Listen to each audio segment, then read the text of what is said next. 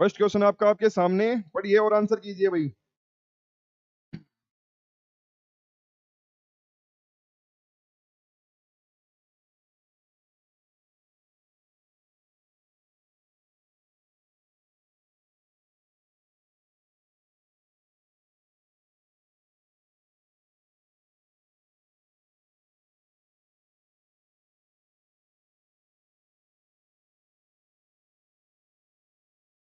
बढ़ते हैं भाई आगे। सूचना और संचार प्रौद्योगिकी, सूचना और संचार प्रौद्योगिकी में निम्न में कौन सा घटक शामिल है? बताइए भाई, कौन सा शामिल है? सूचना और संचार अवसंरचना, क्या ये सूचना प्रौद्योगिकी, संचार प्रौद्योगिकी? भाई देखिए, आप जो भी कम्युनिकेशन होती है आपकी, उसमें क्या क्या होता है? आप क्या करते हो? जो भी इंफॉर्मेशन है उसको कम्युनिकेट करते हो। उसके बाद टेक्नोलॉजी का भी आप इस्तेमाल करते हो। संचार कम्युनिकेशन वे हैं, तो तीनों बातें आपकी क्या हैं? ठीक हैं। तीनों बातें क्या हैं आपकी? सही हैं। आगे बढ़ते हैं भाई इसी के साथ। क्वेश्चन को पढ़िए तब तक।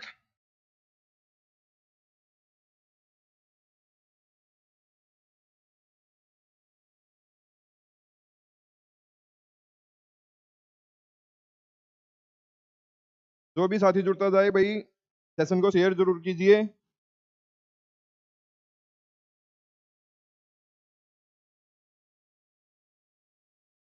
देखते हैं सेकंड क्वेश्चन क्या है।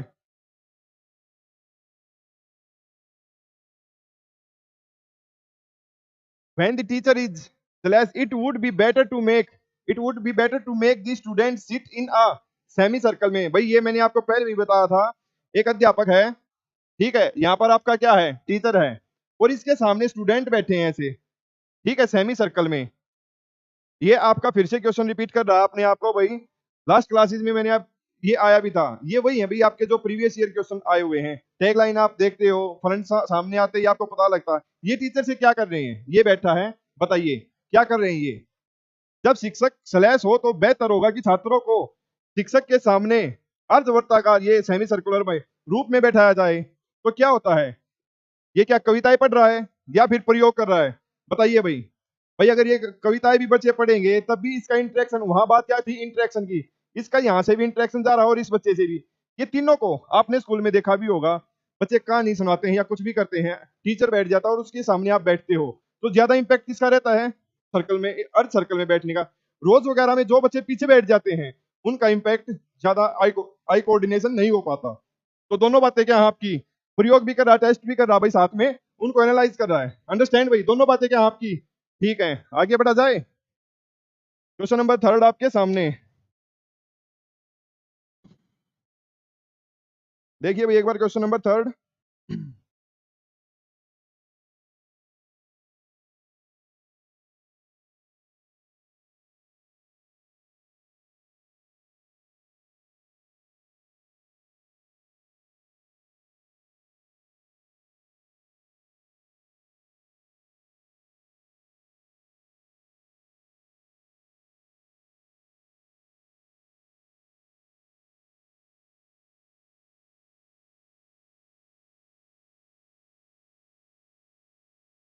देखते हैं भाई, क्वेश्चन नंबर थर्ड को देखते हैं। भाई थोड़ा फास्ट रीड किया करो, ठीक है?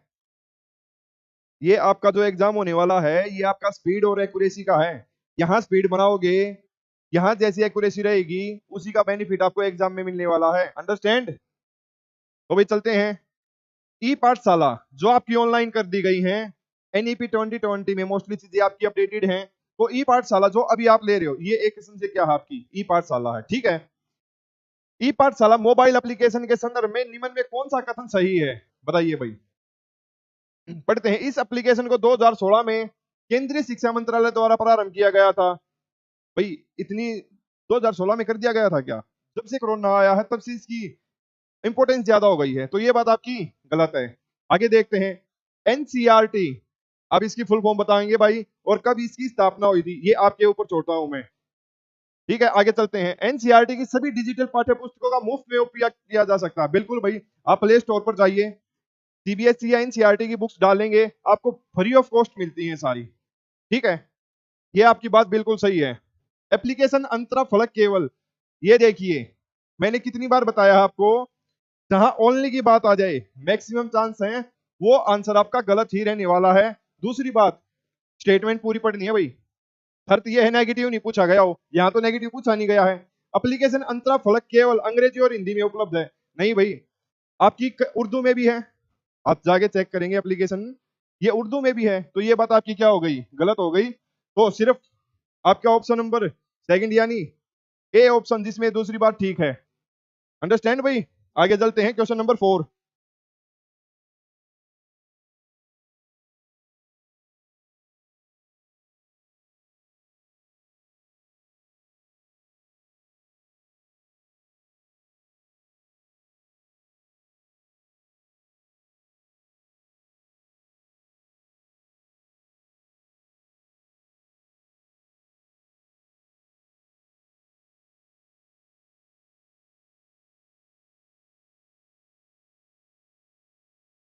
चलिए भाई बढ़ते हैं आगे। क्वेश्चन नंबर 4 था आपके सामने, पढ़िए एक बार ध्यान से।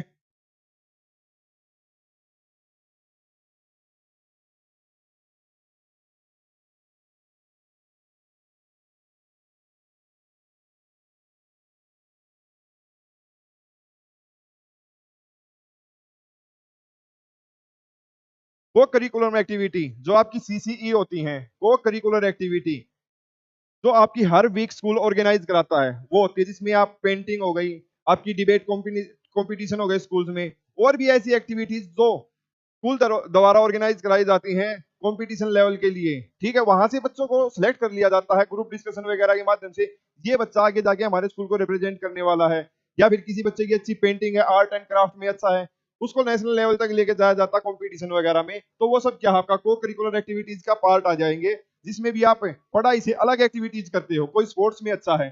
ठीक है भाई। Include all the given activities are except, किससे अलग बताइए, उसमें क्या क्या है। आपका डांस, वही बताया मैंने, डांस भी क्या आपकी एक्स्ट्रा करिकुलर एक्टिविटी में आता है। वो करिकुलर सहायक होती है, इसको एक्स्ट्रा करिकुलर एक्टिविटीज भी बोल दिया जाता है।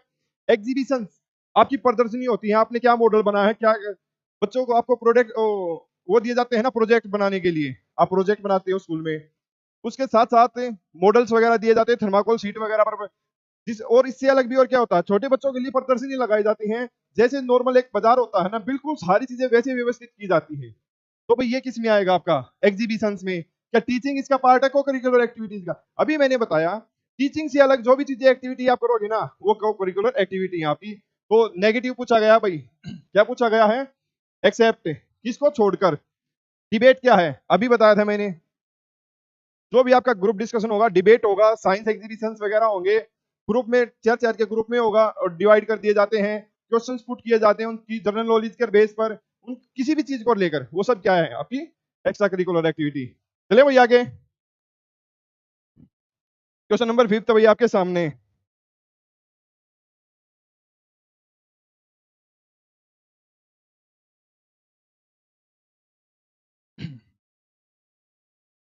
मिसी का good afternoon sir, good afternoon भाई, गुड आफ्टरनून।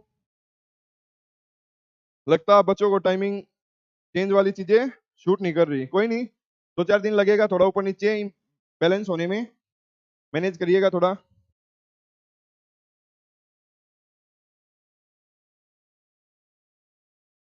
क्वेश्चन नंबर 5 भाई आपके सामने। देखिए आप पढ़ किस चीज को रहे हैं, आपसे क्वेश्चन किस चीज के बारे में पूछे जा रहे हैं।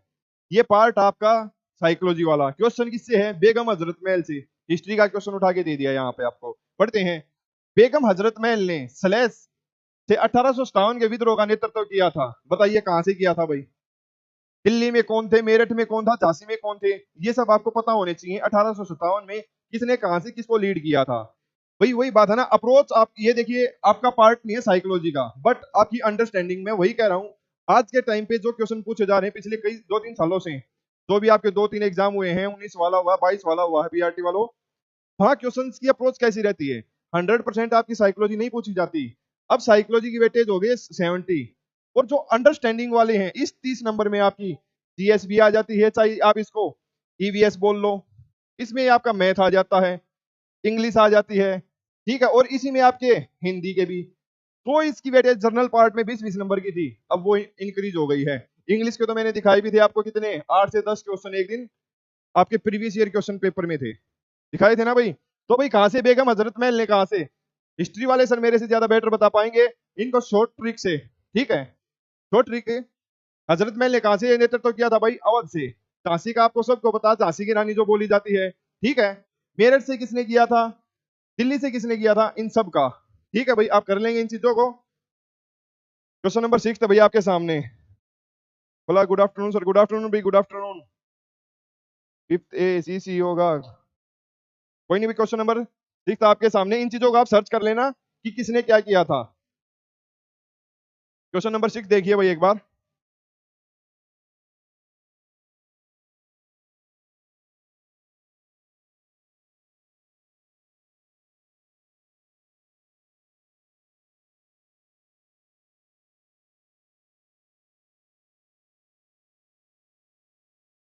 देखिए भाई क्वेश्चन नंबर 6 देखिए एक बार।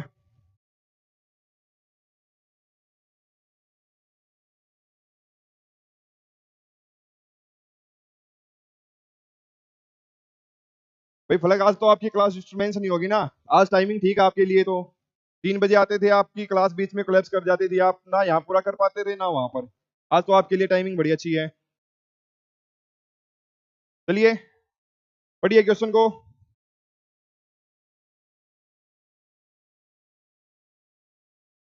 देखते हैं क्या पूछा गया है।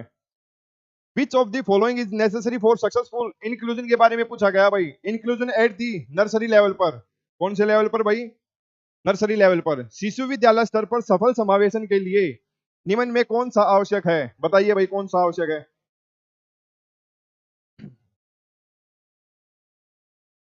दी करिकुलम शुड बी फ्लेक्सिबल, सबसे इंपॉर्टेंट भाई। बच्चों फ्लेक्सिबल होना चाहिए, क्या नहीं होना चाहिए? क्या नहीं होना चाहिए? रिजिड नहीं होना चाहिए करिकुलम।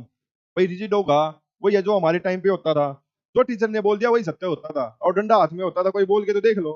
लेकिन आज के टाइम पे ऐसा नहीं है। कैसा होना चाहिए? फ्लेक्सिबल और एसेसिबल, उस बच्चे तक उसकी पहुंच होनी चाहिए। ये नहीं कि आउट ऑफ द सिलेबस होना चाहिए कुछ भी चीजें, बच्चे की समझ में ही नहीं आ रहा, वहां तक उन चीजों को कनेक्ट ही नहीं कर पा रहा। बड़े भैया की पहली बात क्या है आपकी? बिल्कुल सही है। फिजिकल एनवायरनमेंट, जो भौतिक एनवायरनमेंट होता है, of the centre should be free from barriers. भाई कोई बाधा ही नहीं होनी चाहिए उसके सामने कि कोई रिस्ट्रिक्शन लगा रखी हो, बच्चा ये नहीं कर सकता वो नहीं कर सकता, नहीं भाई। बच्चे को अपॉर्चुनिटी दीजिए आप। यही तो एनईपी में बहुत सारे चेंजेस किए गए हैं। इसलिए फाउंडेशन स्टेज पर क्या किया गया है? बच्चों को एक्टिविटीज के माध्यम से सिखाया जाए, प्ले वे मेथड बहुत सारे आपने देखे होंगे, उनमें चीजें इंक्लूड कर दी गई हैं कि जादुई पिटारा वगैरह। जादुई पिटारा में क्या क्या आएगा? वो सब बच्चे के लिए हेल्पफुल होगा। ब्रेन, उसकी मेंटल कैलकुलेशन बढ़ेगी, रीजनिंग लगाएगा, वो सोचेगा उन चीजों के बारे में, मानसिक प्रक्रियाएं करेगा। आगे देखते हैं क्या भाई। Personal involvement in pre school programme should have intensive training on inclusive education. बिल्कुल भाई, शिशु विद्यालय कार्यक्रमों में शामिल कर्मियों को समावेशी शिक्षा पर गहन प्रशिक्षण होना चाहिए। भाई एक टीचर के लिए टाइम टू टाइम ट्रेनिंग की व्यवस्था भी सरकार को करनी चाहिए, अंडरस्टैंड भाई, ताकि वो बच्चों को और बेहतर तरीके से समझा सके, सिखा सके। तो तीनों बातें क्या है भाई आपकी? ठीक है, तीनों बातें आपकी किसमें? ऑप्शन डी में, ठीक है भाई। आगे बढ़ते हैं भाई। क्वेश्चन नंबर 7, 6 डी, बिल्कुल सही भाई।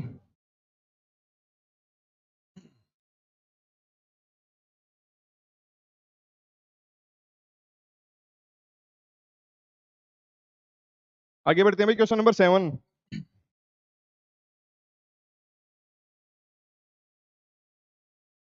पढ़िए ध्यान से।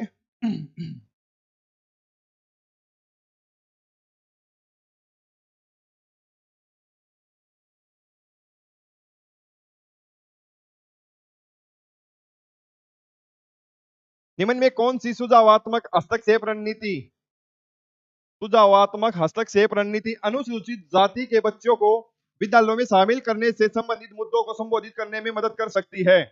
Which of the following suggested intervention strategies can help address the issue related to inclusion?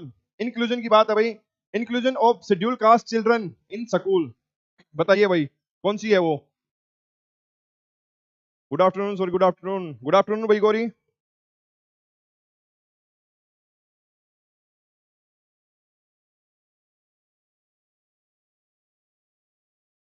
तो भाई देखते हैं क्या है।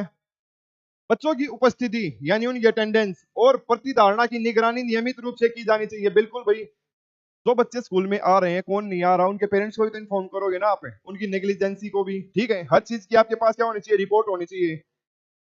आगे देखते हैं भाई, अनुसूचित जाति के बच्चों के साथ काम करने के अनुभव वाले अनुसूचित जाति के शिक्षकों की भर्ती। बिल्कुल भाई, आप देखते हो जिस समाज से जो इंसान होता है उस समाज में, उस मान लो मैं हरियाणा से आपके सामने हरियाणा के बच्चे को ज्यादा अच्छे से समझा पाऊंगा, कोई अदर स्टेट का लगा लो, कोई नीचे से साउथ से या असम से नॉर्दर्न वाला लगा लो, वो आपको इतना अच्छे से कम्युनिकेट नहीं कर पाएगा, ना आप उसके विचारों को समझ पाओगे, अंडरस्टैंड। तो उसके वो दूसरा वो क्या भी होगा, फैमिलियर भी होगा भाई, उसको लगेगा हमारे साथ भेदभाव भी नहीं हो रहा, हमारे सेम कास्ट के सेम चीज की क्या है, टीचर भी अवेलेबल हैं। और सबसे बड़ा एग्जाम्पल आज के टाइम पर अपनी प्रेसिडेंट। ठीक है भाई, तो दोनों बातें क्या है आपकी सही हैं, ऑप्शन नंबर सी। आगे बढ़ते हैं भाई क्वेश्चन नंबर 8 पर। Gauri, Falak, Deepak Solanki, good afternoon, good afternoon भाई सभी को, गुड आफ्टरनून। बीसी का 7 सी। बिल्कुल भाई, देख लेना आपका क्या आंसर बताया है, क्या नहीं, बिल्कुल 7 का सी। बहुत खूब भाई। चलिए क्वेश्चन नंबर 8 पर बढ़ते हैं।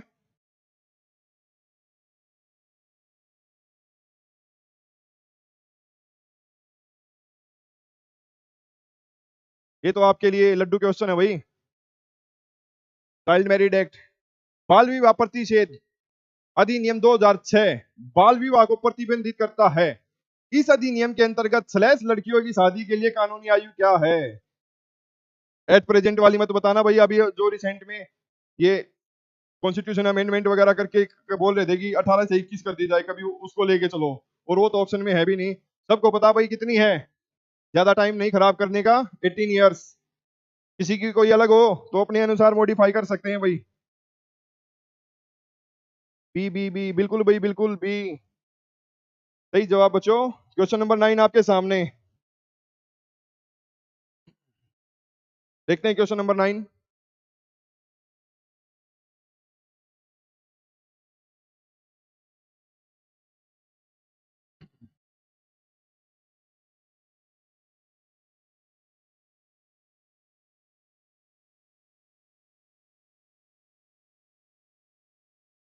पढ़े भाई, किसी देश के प्रति सरकार के कर्तव्यों के बारे में निम्न में कौन सा कथन सही है।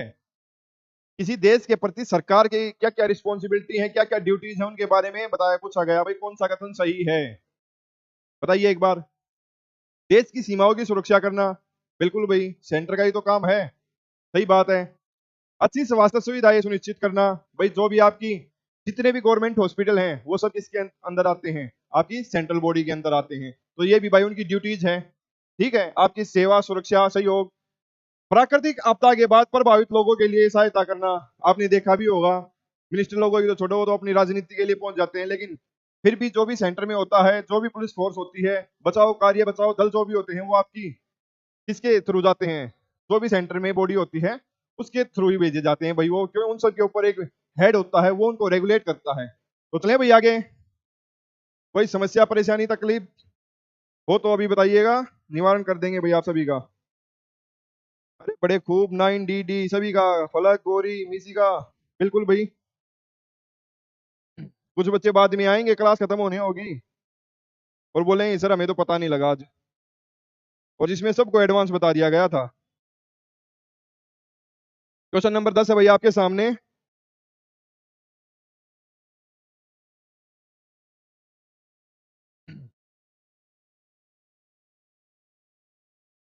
देखिए भाई एक बार,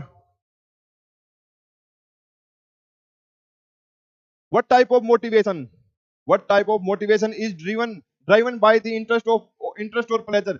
आपके भाई किसका रुचि का मैटर है, आप कैसे मोटिवेट होते हो।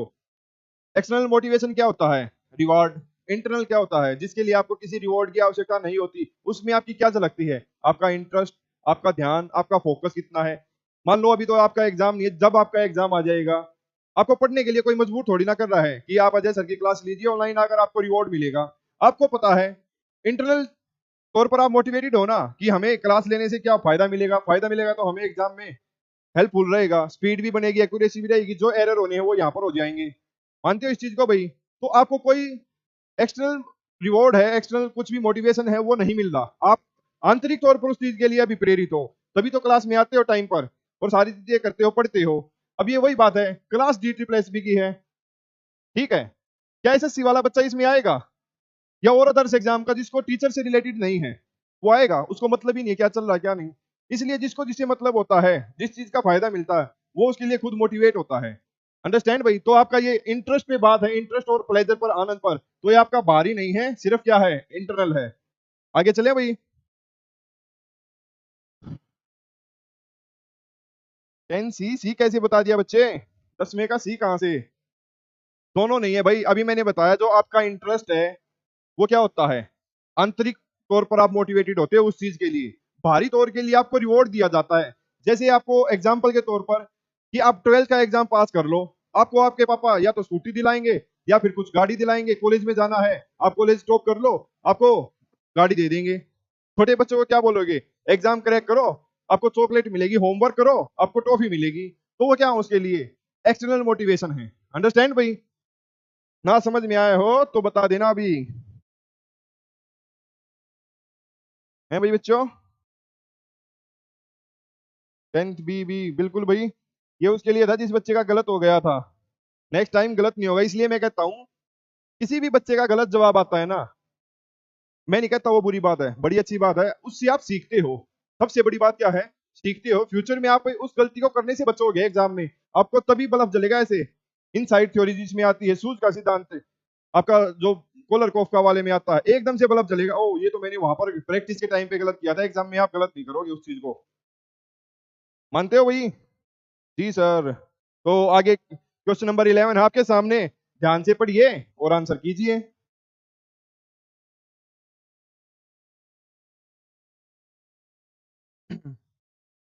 क्वेश्चन नंबर 11,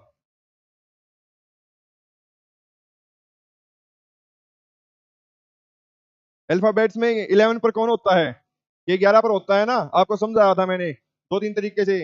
अपनी देसी में सीखने के लिए सीधी फूकनी टेढ़ा चिमटा कर दो, या फिर भाई थोड़ा एडवांस बनना है तो किंग्स 11 पंजाब कर दो, ठीक है। किंग्स 11 पंजाब, ये देखिए, जो आईपीएल देखते हैं, जो क्रिकेट के शौकीन है, उनको पता है कि स्टार्टिंग में इसका लोगो कैसा था। तो भाई आप इन चीजों को भी कनेक्ट करते हुए चलिए। मैं कोशिश करूंगा कि यहाँ पर है ना आपको क्वेश्चन के साथ में इसकी, जैसे लास्ट क्लास में किया था, नंबरिंग भी डालता चलूं या फिर पहले से ही डाल के लेके आऊं, ताकि आपको चीजें याद हो जाएं। आपको वहां जाकर पेपर पर ABCD नहीं लिखने पड़े, इधर से भी और इधर से भी, और फिर भी गलत कर रहे हो। जब वो आ जाते हैं आपके अपोजिट पेयर ऑफ लेटर्स, कि अब क्या आएगा, अब वहां कौन सी रीजनिंग लगाओगे भाई, कहाँ ABCD देखते फिरोगे। जैसे मान लिया मैंने आपको दे दिया AZBY CX DW, आगे ये तो एक मान लो सीरीज में है, किसी चीज को ड्रॉप कर दिया जाए, इनके बीच में अभी तो एक का गैप है, जहां 3 5 7, और फिर कई बार क्या होता है, +1 दे दिया, -1 दे दिया, +2 दे दिया, -2 दे दिया, वहां क्या रीजनिंग लगाओगे फिर आप? आपके अल्फाबेट की ये जो लिखते हो ना इस पे, वो फेल हो जाएंगी। तो इसलिए इनको याद करना बहुत जरूरी है। कभी इन शॉर्ट में आपके लिए वीडियो भी बना दी जाएगी। चलिए क्वेश्चन नंबर 11 है, आप बढ़ते हैं इस पे। कक्षा की भौतिक स्थितियों के संदर्भ में निम्न में कौन सा कथन सही है? सही पूछा गया भाई, देखते हैं क्या है। छात्रों की कक्षा की नियमित सफाई के लिए शामिल किया जा सकता है। हाँ भाई, उनसे एक्टिविटी कराई जा सकती है, कराई जा सकती है या नहीं, बताइए एक बार। 11C, ठीक है भाई, आ गए बच्चों के जवाब। देखते हैं, कक्षा में वायु संचालन की कमी छात्रों की एकाग्रता को प्रभावित करती है। बिल्कुल भाई, स्फोगेशन होगी तो बच्चे क्या करेंगे, बच्चे अच्छे से पढ़ नहीं पाएंगे, वो फील करेंगे एंजाइटी टाइप की, ठीक है। बहुत बार तो क्या होता है, स्फोगेशन की वजह से हॉल वगैरह में, जहां असेंबली हॉल होते हैं, बच्चों को चक्कर आ जाते हैं, देखा भी होगा आपने। तो दोनों बातें क्या हैं आपकी, सही हैं। ऑप्शन नंबर सी भाई, जिस बच्चे का भी ऑप्शन सी है सही जवाब, बिल्कुल भाई, सी सी सी सबका सी।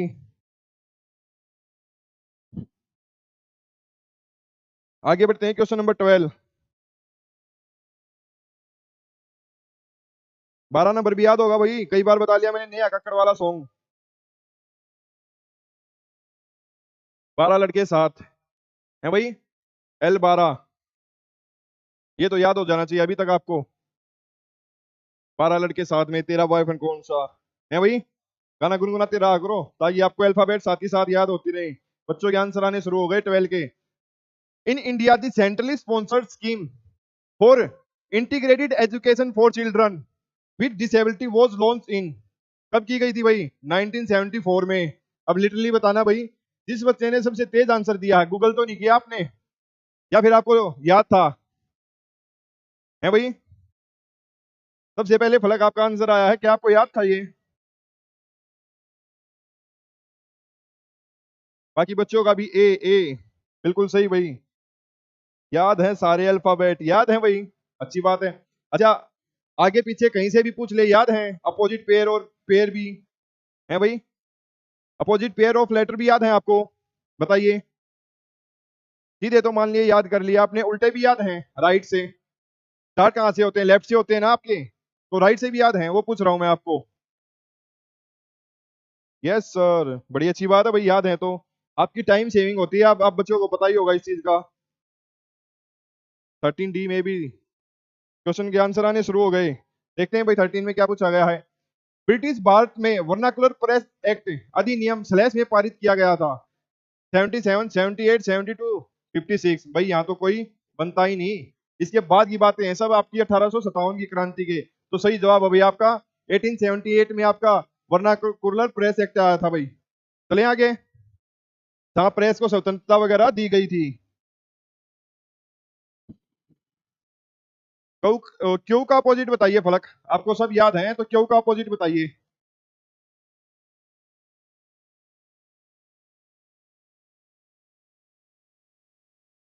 बाकी बच्चे भैया आंसर पर फोकस करेंगे। क्वेश्चन नंबर 14, क्वेश्चन नंबर 14 का आंसर कीजिए और साथ में फलक इस चीज के अपोजिट में बताएंगे क्या आता है। चीटिंग नहीं करेंगी बस। चलिए देखते हैं। विद्यालयों में संख्यात्मक आंकड़े स्लैश के रूप में हो सकते हैं। विद्यालयों में संख्यात्मक आंकड़े स्लैश के रूप में हो सकते हैं। परिपत्रों? नहीं भाई। प्रगति पत्र? देखते हैं। मूल्यांकन आपका नहीं भाई। ज्ञापन भी आपका काम नहीं है, तो क्या है आपका सही जवाब? प्रगति पत्र। क्यू जे क्यू को याद करने का, जैक 44, J10, जियो से याद कर रखा J10।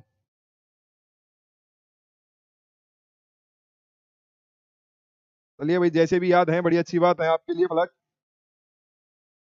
आगे बढ़ते हैं। क्वेश्चन नंबर 15, क्वेश्चन नंबर 15 आपके सामने।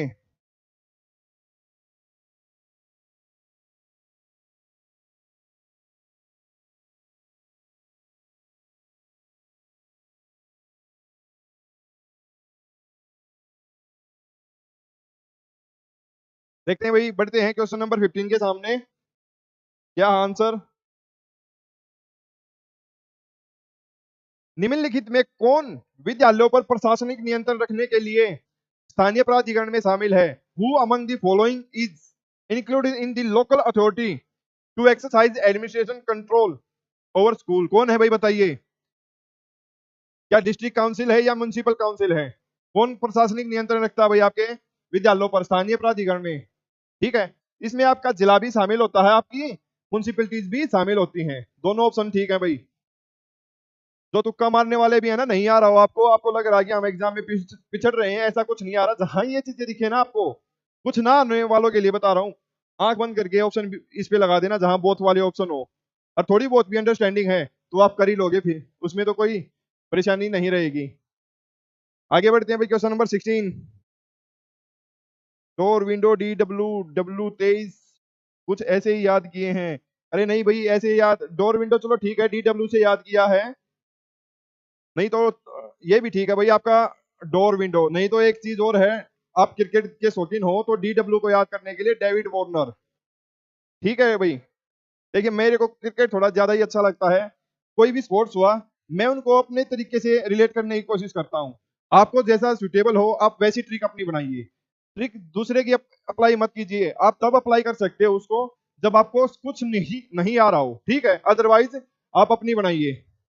ईवी के लिए बहुत से बनाते हैं, इलेक्ट्रिक व्हीकल। दूसरा इसको इसमें भी जोड़ के बना देते हैं, ठीक है? ये इसका अपोजिट और ये इसका, मानते हो भाई? तो जो भी आपको अच्छा लगे एजुकेशन पढ़ाई में, चाहे कितना भी फनी रास्ता हो, चाहे कितना भी इधर उधर, मतलब आपको माइंड में जैसी भी शॉर्ट ट्रिक बनाने का आइडिया आ रहे हैं ना, चाहे वो गलत है चाहे ठीक है, क्यों एक्सप्रेस करना दूसरे के सामने गलत है या सही है? आपको अपने एग्जाम से मतलब है, चाहे कैसी भी ट्रिक बनाइए भाई, ठीक है? मेरा कहना ये है। नहीं तो फिर दूसरे सामने वाला तो जैसी बताएगा वैसी आप फॉलो करोगे। चलिए बढ़ते हैं क्वेश्चन नंबर 16 पर। बच्चों के आंसर आने शुरू हो गए क्वेश्चन नंबर 16 के। भाई मैं तो अपनी बताता हूँ, जब मैं पढ़ता था ना, मैं तो अपनी ट्रिक बनाता था। मैं नहीं मानता था तो ये गलत नाम जुड़ा है, ठीक नाम जुड़ा है, ट्रिक बनाने से मतलब होता था। इतनी ट्रिक, हाँ, याद भी रहती थी वो उसी वे में, फनी वे में है भाई, वो फनी वे में याद भी रहती हैं। देखते हैं, निम्न में कौन से अनुकरण के लिए प्रतीकात्मक आदर्शों का प्रतिनिधित्व करते हैं? बताइए भाई, कौन से अनुकरण के लिए प्रतीकात्मक? शिक्षक के लिए नहीं, सहोदर नहीं, हास्य पात्र के लिए भाई। अब जो शुद्ध हिंदी वाले हैं ना, मैं कहता हूँ बाइलैंग्वेल रही ये चीजें। मैं जानबूझकर आपके लिए कुछ ऐसे क्वेश्चन डालता हूँ, हिंदी में ही छोड़ता हूँ, ताकि आपको पता लगे कि अकेली हिंदी से आपका काम चलने वाला नहीं है, आपको इंग्लिश पर भी आना पड़ेगा। 20 नंबर की वेटेज है जिसमें की, और आप चीजों को बाइलैंग्वेल करते हुए चलेंगे ना, बड़ी जल्दी याद कर पाओगे। अब देख लीजिए आपके सामने है, ठीक है। नेक्स्ट क्वेश्चन है भाई 17। भाई बच्चों, जो भी याद करते हो ना उसको फिक्स कर लो। हाँ, हमें ऐसे ही याद करना है। ये नहीं कि कल को किसी और ने मजेदार ट्रिक बता दी उस पर चले जाओगे। आप अपनी बना के रखिए। अगर आपने अपनी बना रखी है, अभी तक उसको फॉलो करते आ रहे हैं और उसका रिजल्ट आपको अच्छा मिल रहा है, समय पर रिकॉल कर पा रहे हो, तो उससे अच्छी और क्या बात होगी। क्वेश्चन नंबर 17 पर बढ़ते हैं भाई। निःशुल्क और अनिवार्य बाल शिक्षा का अधिकार अधिनियम 2009 स्लैश राज्य को छोड़कर पूरे भारत में लागू अब है नहीं भाई, था। 2009 से बात है, पुराना क्वेश्चन है भाई, ठीक है। कौन से में था? आपको सबको पता है, जम्मू कश्मीर ऐसी अलग से थी स्टेट जहां ये मान्य नहीं होता था। 17 बी बिल्कुल सही जवाब भाई सभी बच्चों के। आगे बढ़ते हैं क्वेश्चन नंबर 18। Question number 18।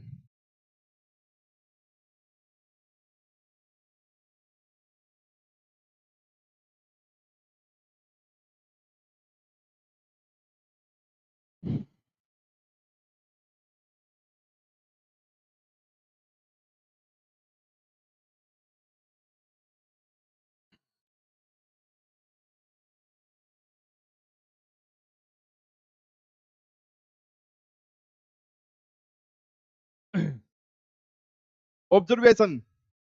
भाई एक टीचर बच्चे को ऑब्जर्व करने कितने तरीके से कर सकता है? फॉर्मल इनफॉर्मल दोनों तरीके से बच्चे को ऑब्जर्व कर सकता है। फॉर्मल में वो बच्चे को क्या करेगा, कैमरा वगैरह लगा के देख सकता है। इनफॉर्मल में आपको पता है वो उनके साथ इंक्लूड हो जाएगा, ठीक है, कोर्स एक्टिविटी के through. Observational is a common and natural method of human learning. बिल्कुल भाई, देखकर सीखता है, हर चीज अवलोकन करके सीखता है। छोटा बच्चा सबसे पहले क्या चीजों को देखता ही तो एनालाइसिस तो करता है। Which of the following statement is correct in the context of the observational learning? बताइए भाई। It is also known as vicarious learning. बिल्कुल भाई, इसे स्थानापन्न अधिगम के रूप में भी जाना जाता है। आगे, a dynamic process of reconstruction is involve in observational learning. तो दोनों बातें क्या भाई आपकी बिल्कुल सही हैं। दोनों बातें सही हैं, तो ऑप्शन बी आपके सामने सही है। मैं इसलिए भी कह रहा हूं भाई, उन बच्चों को जिनको कुछ नहीं आता होगा एग्जाम में, ऐसे भी बहुत होंगे, तो तुक्का लगाने का सही तरीका। अब ये देख लीजिए कितने आंसर इसके बहुत हैं।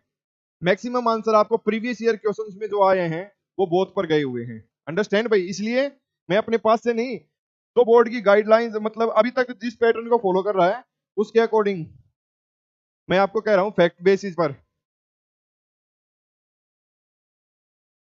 ये सब के लिए एप्लीकेबल नहीं होता भाई, सबके लिए तो पढ़ाई जरूरी है। क्वेश्चन नंबर 19 है भाई आपके सामने।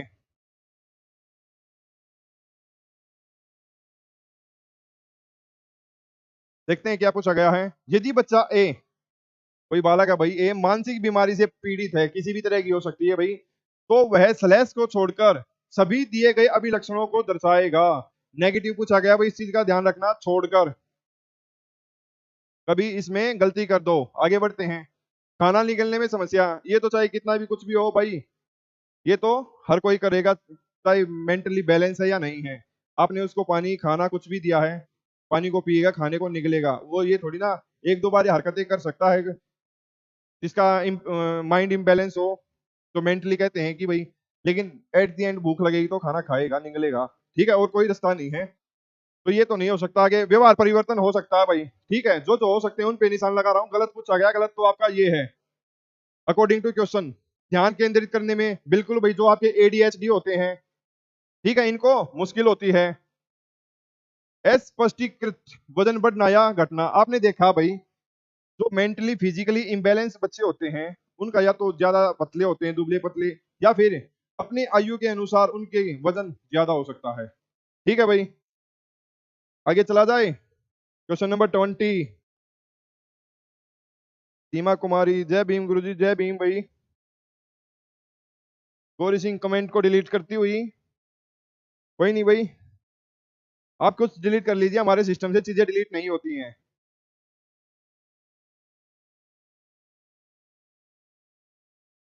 चलिए बढ़ते हैं, नेक्स्ट क्वेश्चन आपके सामने।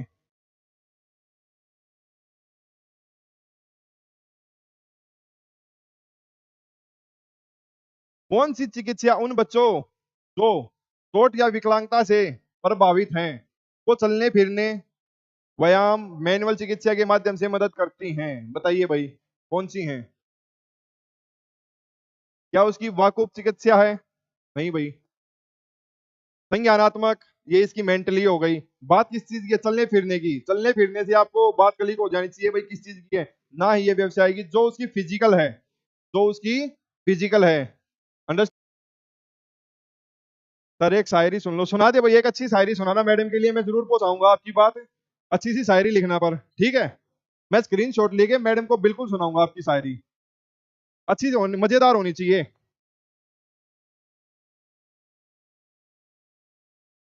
चलिए भाई आगे चलते हैं तब तक। अजीब दास्ता है ये, है भाई।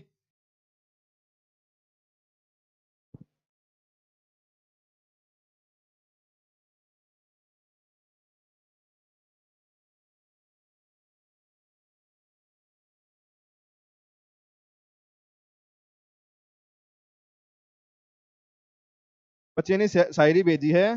अलमारी को रंग किया था, हजारों को तंग किया था। भाई आपके सामने ही पढ़ देता हूं मैं, है भाई। अलमारी को रंग किया था, हजारों को तंग किया था, उसके बाद क्या है? लाखों को छोड़ दिया, बस आपको पसंद किया था टीचर जी। भाई इसमें नीचे नाम लिख दो मैडम का, नहीं तो मैडम कहेंगी आपके लिए है ये। ठीक है भाई बच्चे, मैडम का नाम मेंशन कर दो, मैं अपने ऊपर नहीं लेने वाला। बाकी अच्छी है भाई, और इतना ही ध्यान आप मैडम के साथ साथ पढ़ाई में भी लगाइए। बहुत मिलेंगे ये सब चीजें, जब आप एक प्लेटफॉर्म पर एक कामयाब हो जाओगे ना एक दिन, ये तब आपकी शोभा देंगी। अभी आप भी समझते हो, कोई इन चीजों की वैल्यू नहीं है। ठीक है, बुरा मत मानना भाई, आप ही के लिए है, आपकी भलाई के लिए है सारी चीजें। चलिए देखते हैं, कोल वर्ग के ऊपर क्वेश्चन है।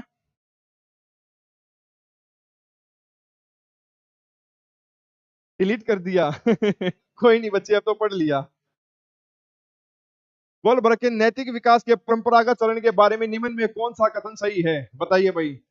गोलबर्ग के नैतिक विकास के संदर्भ में पूछा गया है। अब बच्चों, आपकी इन्वॉल्वमेंट ज्यादा होनी चाहिए, आपकी चीजें हैं भाई। सामाजिक नियम एक क्रिया की नैतिकता को परिभाषित करने का, भाई देखते हैं ये ऑप्शन ठीक है या वो इससे बेटर और कोई है। यदि जरूरतें पूरी हुई तो क्रिया अच्छी थी, नहीं भाई इसकी तो बात ही नहीं थी कहीं। परिणाम परिभाषित करता है कि कोई क्रिया अच्छी है या बुरी, ये भी नहीं है भाई, क्योंकि अच्छा लड़का या अच्छी लड़की उसके सेकंड स्टेज में आ जाती है। नैतिक सिद्धांत एक क्रिया की अच्छाई को परिभाषित कर सकता है, नहीं भाई। सामाजिक नियम एक क्रिया है कि नैतिकता को परिभाषित करें, ये बात आपकी, क्योंकि भाई कोई भी चीज है समाज के अंदर है, नैतिक आचरण है समाज के अंदर है, ये सब चीजें इसमें आएंगी। आगे चलते हैं भाई इसी के साथ। Question number 42।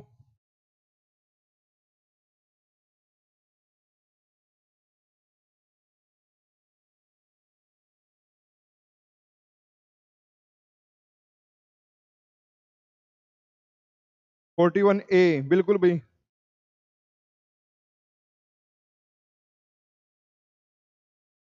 मैडम के लिए गुलाब भेजे हैं।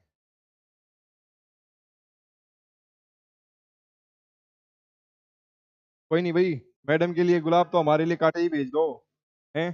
पढ़ाई करने के लिए प्लेटफॉर्म पर जुड़े रहो, वीडियो को इतना ही कर दो, लाइक एंड शेयर कर दो ठीक है भाई, ठीक है निम्न में कौन सा बच्चे के व्यक्तिगत और सामाजिक समायोजन के लिए खतरनाक हो सकता है? बताइए भाई, कौन सा खतरनाक हो सकता है? नेगेटिव है, कौन सा बच्चे के लिए खतरा पैदा कर सकता है, उस चीज में बातें हो रही हैं। बच्चों पर उन खेलों को खेलने के लिए दबाव डालना जो उनके लिंग के उपयुक्त माने जाते हैं। भाई मेल को मेल के साथ, फीमेल को फीमेल के साथ खेलने के लिए कंपल्सन बाध्यता देना गलत बात है भाई। समाज में दोनों तरह के पुरुष मिलते इंसान मिलते हैं, मेल भी और फीमेल भी। घर में भी उसकी जो मम्मी होती है, भाई होते, उसकी बहनें होती हैं, और भी जो रिश्तेदार होते हैं वो भी तो फीमेल होती हैं। इसका मतलब ये थोड़ी ना कि वो सिर्फ अपने जेंडर में ही खेले। ये बात आपकी गलत है। आगे देखते हैं, उन्हें विशेष रूप से स्वस्थ भोजन खिलाना। भाई हेल्दी फूड तो सबको जरूरी है। तो क्या पूछा, खतरनाक पूछा इन्होंने। खतरनाक सिर्फ पहली बात हो सकती है भाई आपकी।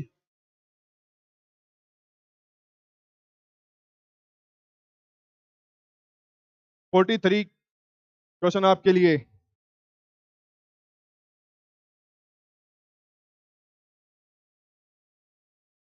बच्चे सब मोह माया है, समझे?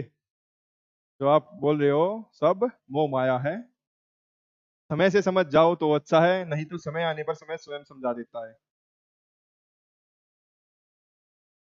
फिर एक हरियाणवी में रागनी है कि सिर मारते फिरोगे काले डहरों में। ठीक है, कुछ नहीं हाथ पल्ले आना भाई।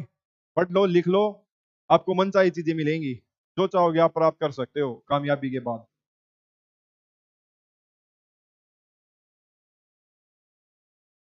देखते हैं भाई, कौन सी वह स्मृति है, मेमोरी, जो परिचित दिनचर्या का आलेख तैयार करती है। परिचित दिनचर्या का आलेख तैयार करती है, क्या वह है? अविशिष्ट स्मृति है या घटनापरक स्मृति है? इस चीज का ध्यान देना, किस चीज की बात हो रही है भाई। ठीक है, घटनापरक, घटना से कोई संबंधित नहीं है। अविशिष्ट स्मृति है भाई वो आपकी। तो ऑप्शन नंबर 2 आपका सही हो जाएगा। आगे बढ़ते हैं इसके साथ।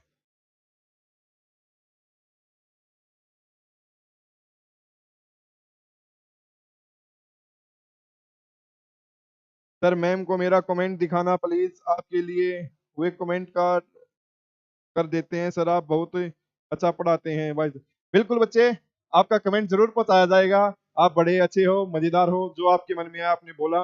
दिल के आप साफ बच्चे हो। लेकिन भाई बच्चे, मैं आपके लिए इतनी दुआ करता हूँ, प्लीज आप पढ़िए लिखिए, स्टैंड लीजिए, कहीं कामयाब हो जाइए, तब आपके लिए ये सब चीजें अच्छी लगेंगी। ठीक है भाई, मेरी ब्लेसिंग आपके साथ। जो आप हमारी अदर फैकल्टीज को भी इतना प्यार देते हो, रिस्पॉन्स करते हो, वेट करते हो कि वो क्लास में क्यों नहीं आ रहे, क्या वजह है। बिल्कुल भैया आपकी बात पहुंचाई जाएगी। ठीक है, चलिए भाई बढ़ते हैं आगे। नेक्स्ट क्वेश्चन आपके सामने, क्वेश्चन नंबर 44।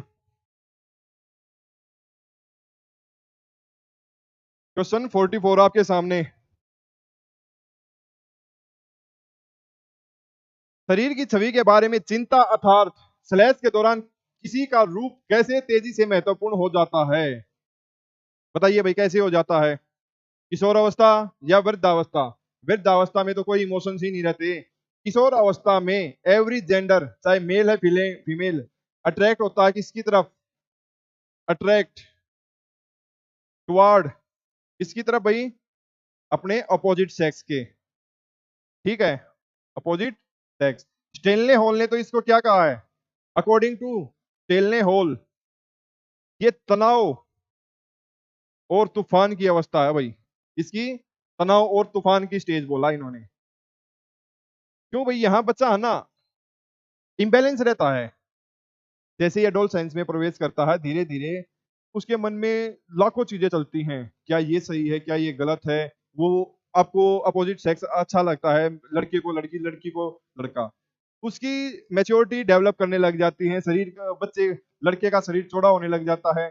लड़की की चीजें हैं, हार्मोन्स की वजह से डेवलप होती हैं जो चीजें, उसकी सुंदरता वगैरह बढ़ने लग जाती है। ठीक है भाई, तो ये सब चीजें हैं। आगे चलें।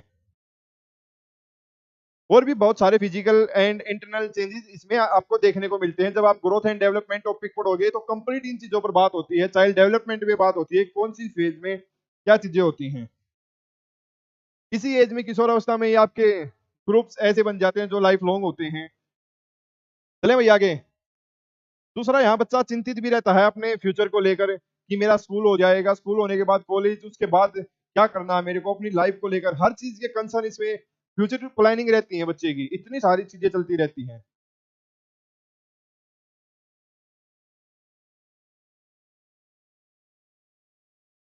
चलिए भाई बढ़िया, क्वेश्चन नंबर 45 आपके सामने। देखते हैं क्या है। बुद्धिमता, इंटेलिजेंस, का अनुभवात्मक तत्व क्या है? क्या व्यवहारिक है? बुद्धिमत्ता व्यवहारिक तो होती ही नहीं भाई, एनालिटिकल भी नहीं, विश्लेषणात्मक, गणितीय, कंपोनेंशियल भी नहीं। क्या होती है बुद्धि? बुद्धि के सहारे आप क्रिएटिव क्रिएटिविटी कर सकते हो, रचनात्मक कार्य कर सकते हो। बुद्धि क्या आपकी? रचनात्मक। ठीक है, मौलिक, ओरिजिनलिटी। Question number 46। चलिए भाई, कुछ क्वेश्चन और हैं, जल्दी कीजिए, खत्म करते हैं फिर इन चीजों को। 45 भी, बिल्कुल भाई बिल्कुल, देख लेना एक बार। थोड़ा देखते हैं टाइम की यूज देखते हुए, थोड़ा फास्ट रखेंगे सेशन को। संज्ञानात्मक विकास के संदर्भ में मात्रात्मक आयाम के साथ वस्तुओं को व्यवस्थित करने की क्षमता को श्लेष कहा जाता है। संज्ञानात्मक विकास के संदर्भ में भाई आपका कोग्निटिव डेवलपमेंट की बात हो रही है। ठीक है, मात्रात्मक आयाम के साथ वस्तुओं को व्यवस्थित करने की क्षमता को क्या आगमनात्मक तर्क कहा जाता? नहीं। सकर्मक अनुभव, ये भी नहीं। क्या करते हैं आप? इसको क्रम में चीजों को लगाते हैं। ठीक है, ए के बाद बी आया। ऑर्डिनल जो होती है आपको, ठीक है भाई, किसमें आती है? क्रमबद्धता। किसी भी चीज को क्रम में आप तब लगा सकते हो जब आपको उस चीज की नॉलेज है। 2 बड़ा है 3 से, सॉरी 3 बड़ा है 2 से। आप किसी चीज को तभी तो अरेंज कर पाओगे ना जब आपको उस चीज की नॉलेज का पता है, उसके ऑर्डर का पता है, सीक्वेंस का पता है। किसमें आएगा आपका? Mental development, intellectual development. Understand भाई? नेक्स्ट क्वेश्चन आपके आपके सामने 46 सी, बिल्कुल भाई बिल्कुल। बढ़ते हैं आगे, क्वेश्चन नंबर 47।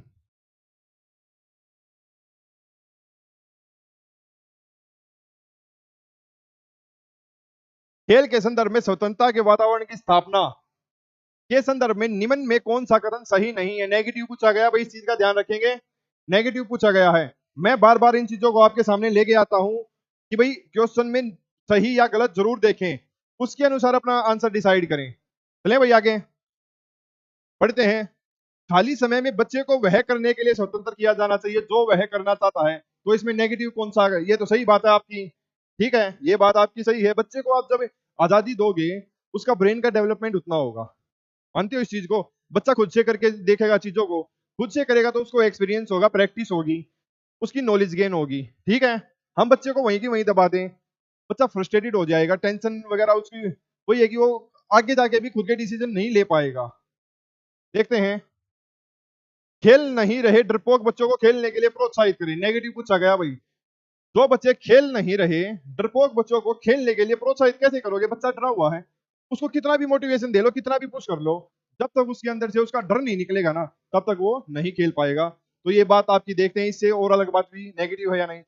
स्वतंत्रता प्रदान करना, जब बच्चा अपने सबसे आक्रामक और विनाशकारी आवेगों को बाहर निकालता है। बिल्कुल भाई, छोटे बच्चे के आपको उसके सिम्टम्स पता लग जाते हैं, 1.5 से 2 साल के बच्चे के, खासकर लड़कों के, उसका एग्रेसिव बिहेवियर। धीरे धीरे आप बच्चे को देखते हो, जब वो ग्रोथ करता है, एज उसकी बढ़ती है, मेच्योरिटी की तरफ जाता है, सेम उसका डिस्ट्रैक्टिव बिहेवियर अगर कंटिन्यू रहता है, एग्रेसिव, तो बच्चे को आप स्पोर्ट्स में डाल दो।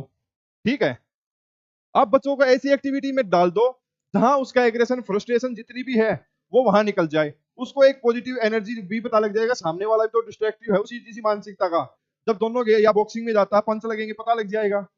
तो ये बात भी ठीक है भाई, बच्चों से न बोलने की, क्या करें और क्या ना करें। भाई बच्चे आपकी सुनते भी नहीं है इतनी, छोटे बच्चे को, 2 साल के बच्चों को कितना ही बोल लो आप, ये नहीं करना वो नहीं करना, करेगा वो वही जो उसके दिमाग में चल रहा है। तो ऑप्शन सेकंड आपका गलत है, बाकी चीजें आपकी ठीक है।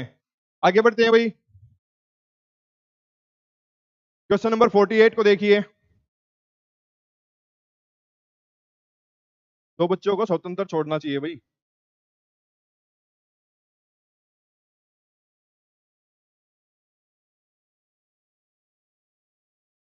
निम्न में कौन सा प्रारंभिक, अर्ली चाइल्डहुड की बात है भाई, अर्ली चाइल्डहुड,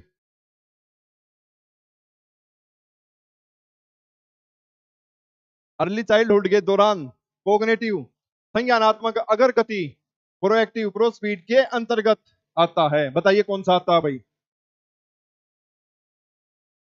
प्रारंभिक बाल्यावस्था के दौरान संज्ञानात्मक अग्रगति के अंतर्गत आता है।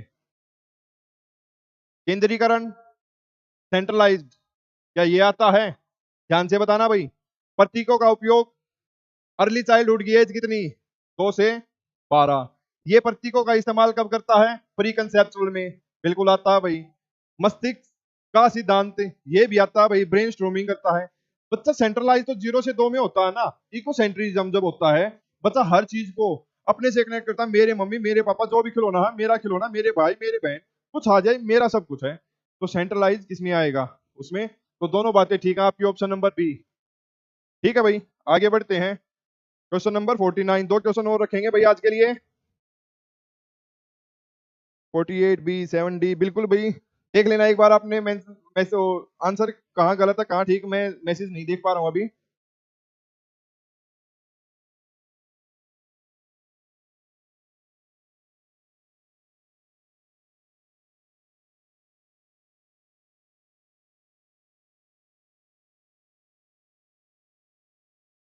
देखिए भाई देखिए, एक बार फिर बढ़ते हैं आगे।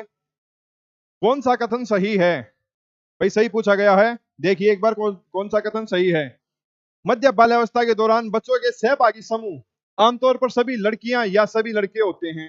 बिल्कुल ये बात क्या आपकी ठीक है। किसकी, मध्य बाल्यावस्था, मिडिल चाइल्डहुड में। मिडिल चाइल्डहुड आपका 4 से लेकर 10 साल।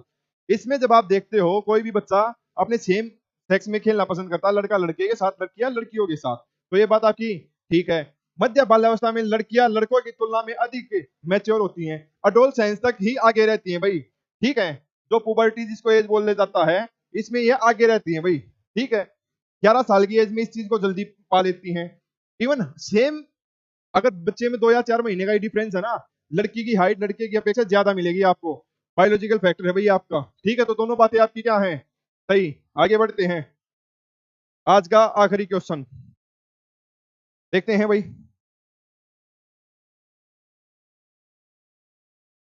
इन early childhood bedtime can be a source of less anxiety and the child may do everything he can to avoid it. प्रारंभिक बाल्यावस्था में सोने का समय स्लेस दुश्चिंता का एक रूप था।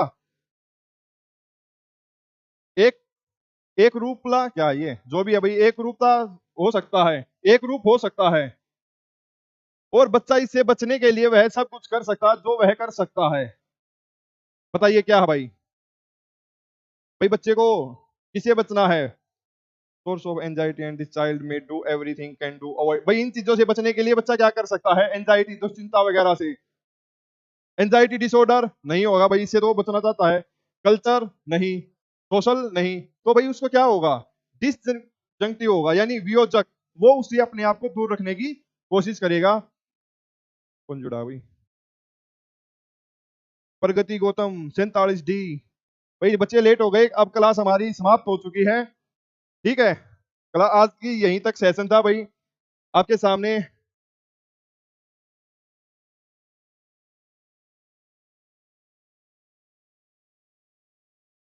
भाई आप मुझे सोशल मीडिया पर यहाँ जोड़ सकते हो मेरे साथ, इंस्टाग्राम पर मुझे पर्सनली यहाँ फॉलो कर सकते हो। आपको आपकी हर चीज का, हर समस्या का समाधान मिलेगा। आप अपनी क्वेरी जो भी चीजें हैं यहाँ मेरे को पोस्ट कर दीजिए। टेलीग्राम चैनल पर, इंस्टाग्राम पर फॉलो कर सकते हो, फेसबुक पर फॉलो कर सकते हो। ठीक है भाई।